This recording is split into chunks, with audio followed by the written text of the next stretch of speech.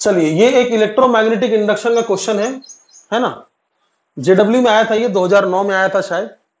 अच्छा, बोल रहा है कि figure shows below certain wire segments joint together to form a closed loop. If the magnetic field which is into the plane of the board is increasing with time, then current I1 and I2 are induced in the segments AB and CD. Then options दिए हुए हैं। देखिए question क्या बोल रहा है, यहां से यहां तक हम तोड़कर पढ़ते हैं। बोल रहा है कि जो फिगर नीचे दिख रहा है उसमें क्या बोला जा रहा है कि कुछ वायर के सेगमेंट्स हैं, कुछ वायर के सेगमेंट्स है, उनको ज्वाइन किया गया है to form a closed loop.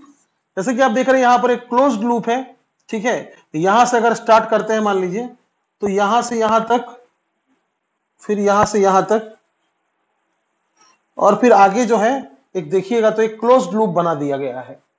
यहां पर दो नेमिंग किया गया है, एक वायर का सेगमेंट नाम दिया है AB और एक वायर का सेगमेंट नाम दिया गया है CD, ठीक है। तो क्या बोल रहा है कि AB में करंट I1 इंड्यूस होगा, इसमें करंट I1 इंड्यूस होगा, डायरेक्शन पता नहीं हमको, और I2 जो है वो CD में इंड्यूस होगा। तो वही पूछ रहा है, पहला दो ऑप्शन में पूछ रहा है कि क्या आप I1 और I2 के मैग्नीट्यूड्स को कंपेयर कर सकते हैं, अगर कर सकते हो तो बताइए कौन ज्यादा है कौन कम है। और दूसरा जो दोनों ऑप्शन है वो ये पूछ रहा है कि I1 का डायरेक्शन कैसा है और I2 का डायरेक्शन कैसा है। देखिए, चलिए इसको सॉल्व करते हैं। सबसे ये भी थ्योरेटिकल क्वेश्चन है, कोई इसमें मैथ्स वैथ्स नहीं है। सबसे इंपॉर्टेंट है magnetic field is increasing with time, ये सबसे इंपॉर्टेंट है, ठीक है। देखिए मैग्नेटिक फील्ड अंदर की ओर है और वो जो है वो समय के साथ इंक्रीज हो रहा है। तो मैग्नेटिक फील्ड अगर इंक्रीज होगा तो इसमें ऐसा ईएमएफ इंड्यूस होगा जिसके वजह से यहां पर इस करंट के कारण मैग्नेटिक फील्ड बाहर की ओर होगा, ठीक है। बात को समझ गए आप। यहां पर एक्सटर्नल मैग्नेटिक फील्ड इंक्रीज हो रहा है, तो लेंज लॉ के आधार पर इंड्यूस्ड मैग्नेटिक फील्ड कैसा होना चाहिए, इंड्यूस्ड मैग्नेटिक फील्ड होना चाहिए बाहर की ओर, ताकि वो अंदर की ओर जो मैग्नेटिक फील्ड है उसको बढ़ने ना दे, कैंसिल आउट कर सके। तो उस हिसाब से हम देखेंगे कि इस लूप में कैसा करंट आना चाहिए, ठीक है। कुल मिलाकर बात बड़ा सिंपल है कि करंट आना चाहिए एंटी क्लॉकवाइज कि क्लॉकवाइज। देखते हैं, थंब रूल अगर लगाएंगे तो ये बाहर की ओर मैग्नेटिक फील्ड है, तो करंट आना चाहिए एंटी क्लॉकवाइज, ठीक है। तो एंटी क्लॉकवाइज समझ तो गए आप कि current should be anti clockwise, समझ तो गए आप। लेकिन यहां पर देखिए लूप को घुमाया जा रहा है। अगर आप AB में एंटी क्लॉकवाइज दिखाएंगे, AB में, तो वो आगे चल के CD में क्लॉकवाइज हो जाएगा, समझ गए आप। और अगर आप मान लीजिए CD में एंटी क्लॉकवाइज दिखाएंगे तो वो आगे चल के AB में क्लॉकवाइज हो जाएगा, है ना। आगे चल के वो क्या हो जाएगा, AB में क्लॉकवाइज हो जाएगा। तो दोनों में से किसको चुने। तो बात कुछ ऐसी है कि बड़ा वाला जो मैग्नेटिक फ्लक्स क्रिएट कर रहा है, यहां पर जो बड़ा वाला मैग्नेटिक फ्लक्स क्रिएट कर रहा है उसको हमको प्रायोरिटी देना चाहिए, समझ में आया, उसको हमको प्रायोरिटी देना चाहिए। तो इसलिए हम अगर इसको प्रायोरिटी देते हैं CD वाला सेक्शन को, यानी बाहर वाला लूप में करंट कैसा होना चाहिए, एंटी क्लॉकवाइज होना चाहिए। तो उसके हिसाब से क्या हो जाएगा, CD सेगमेंट में जो करंट I2 है वो हो जाएगा D से C। और फिर आप देख सकते हैं करंट का डायरेक्शन को देखिए, करंट का डायरेक्शन को फॉलो कीजिए। इस तरह से अगर देखिएगा तो AB सेक्शन में करंट हो जाएगा A to B। तो बात बहुत ही क्लियर है कि ऑप्शन सी सही है कि I1 जो करंट है वो होगा A to B और I2 जो करंट है वो हो जाएगा D to C, समझ गए आप। और रहा सवाल कंपेयर करने का कि I1 ज्यादा है कि I2 ज्यादा है, तो ये थोड़ा मुश्किल काम है, क्योंकि देखिए हमें यह नहीं बताया गया है कि ये बाहर वाला लूप से अंदर वाला लूप बहुत छोटा है कि जस्ट छोटा है, ठीक है। तो इसलिए हम कंपेयर नहीं कर सकते उस चीज को, है ना। अगर हम मान ले, वैसे अगर हम मान लीजिए कि बाहर का लूप अंदर वाला लूप से बहुत बड़ा है, तो फिर हम ऐसा बोल सकते हैं कि I2 जो होगा वो I1 से बड़ा होगा, यानी ऑप्शन ए फिर चला जाएगा।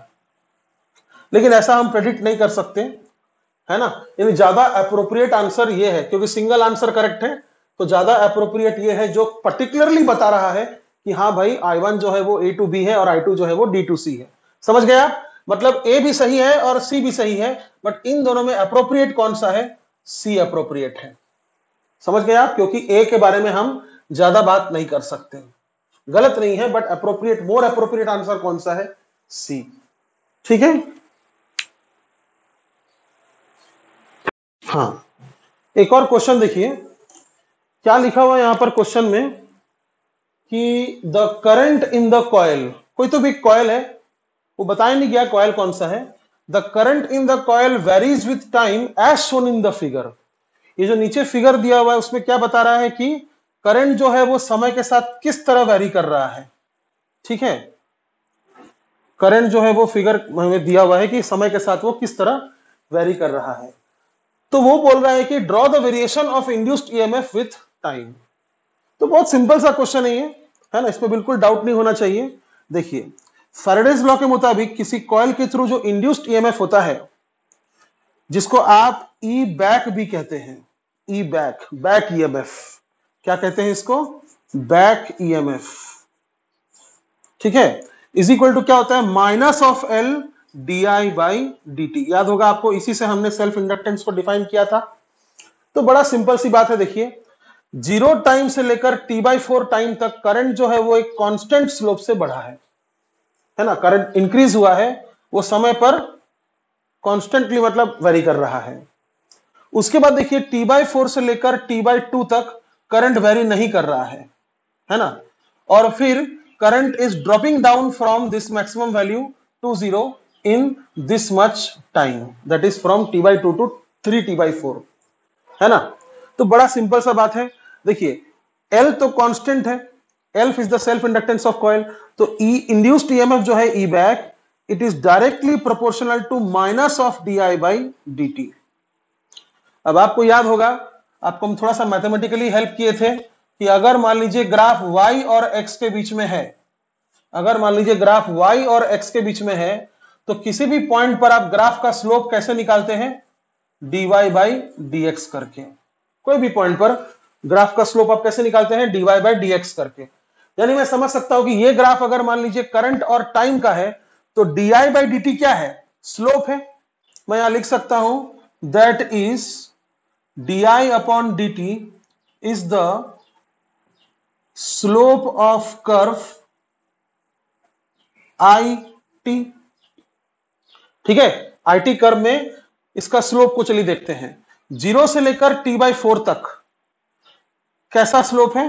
पॉजिटिव स्लोप है ना, स्ट्रेट लाइन है, और स्लोप कैसा है? स्लोप है पॉजिटिव, स्लोप पॉजिटिव है। ठीक है, तो E और T का अगर ग्राफ बनाया जाए तो E इज इक्वल टू क्या है? E इज इक्वल टू है self inductance constant into the slope, into the slope.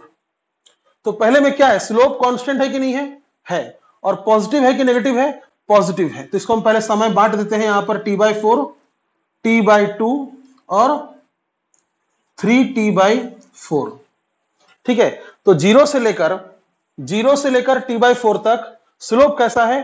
Positive है और कांस्टेंट है। ये है slope, this is the slope. ठीक है, तो E कैसा होगा फिर? कांस्टेंट होगा। ये क्या है? स्लोप कांस्टेंट है और पॉजिटिव है, तो E भी क्या होगा? कांस्टेंट होगा, क्योंकि L भी कांस्टेंट है और ये रहा स्लोप A भी कांस्टेंट है ना।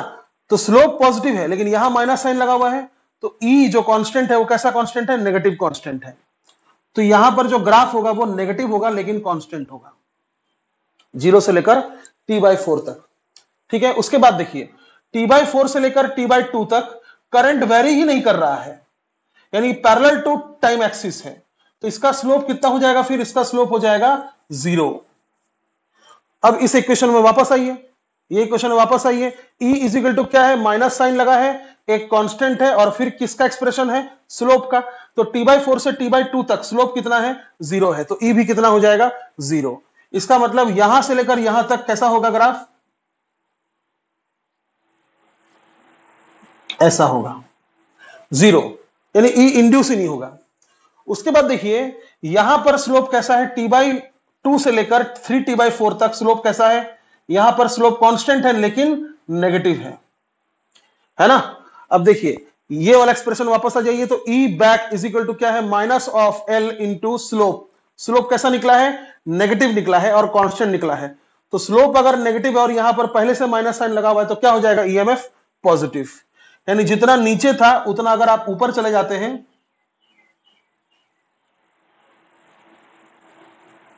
ऐसा हो जाएगा आपका। अगर आप इन पॉइंट्स को जोड़ देते हैं तो ऐसा कुछ ग्राफ आपका होगा। समझ में आया? फिर से देखिए एक बार, पहले आई टी के साथ वेरी किया कांस्टेंट स्लोप में, है ना, और फिर स्लोप 0 है और फिर स्लोप नेगेटिव है। यहां भी कांस्टेंट स्लोप है, यहां भी कांस्टेंट स्लोप है और ये स्लोप तो 0 ही है। अब E इज इक्वल टू क्या है, minus L D I by D T. ये डायग्राम किसका है, I वर्सेस T का। तो I वर्सेस T के डायग्राम में, ग्राफ में D I by D T क्या होगा, उसी का स्लोप होगा। तो हम इसको क्या बोल सकते हैं, इसको हम बोल सकते हैं induced EMF is equal to minus of some constant into slope of I versus T, है ना। तो बड़ा सिंपल है, पहले में स्लोप क्या है, पॉजिटिव, तो पॉजिटिव इंटू माइनस नेगेटिव, इसलिए पहले क्या हो गया, नेगेटिव। फिर क्या है, स्लोप 0, तो ई भी कितना हो गया, 0। फिर क्या है, स्लोप नेगेटिव, तो नेगेटिव और नेगेटिव पॉजिटिव, तो ई क्या हो गया, पॉजिटिव। समझ में आया आपको? समझ में आया? दिमाग खराब कीजिए मेरा।